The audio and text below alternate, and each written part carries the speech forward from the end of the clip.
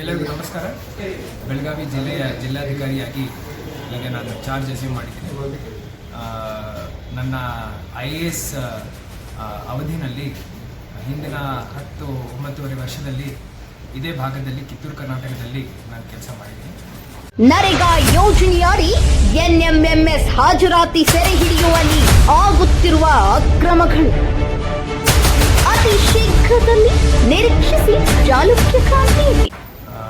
ಹಾವೇರಿ ಇರ್ಬೋದು, ಉತ್ತರ ಕನ್ನಡ ಇರ್ಬೋದು, ಆಮೇಲೆ ಇತ್ತೀಚೆಗೆ ಹೆಸ್ಕಾಂ MD ಆಗಿಯೂ ನಾನು ಕೆಲಸ ಮಾಡಿದ್ದೀನಿ.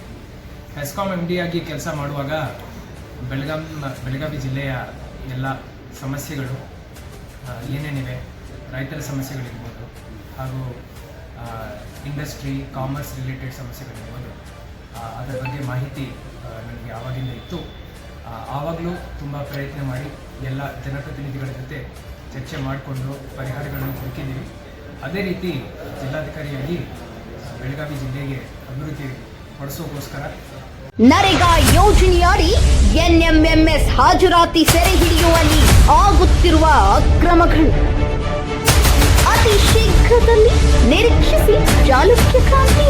ಎಲ್ಲರ ಜೊತೆ ಕೋಆರ್ಡಿನೇಷನ್ ಮಾಡಿಕೊಂಡು ಜನಪ್ರತಿನಿಧಿಗಳು ಇರ್ಬೋದು, ರೈತರಿರ್ಬೋದು, ಮತ್ತು ಉದ್ಯಮಿಗಳಿರ್ಬೋದು, ಎಲ್ಲರಿಗೋಸ್ಕರ ಎಲ್ಲರ ಜೊತೆ ಕೆಲಸ ಮಾಡ್ತೀನಂತ ಎಲ್ಲರಿಗೂ ಹೇಳಿ ಸರ್. ಒಂದು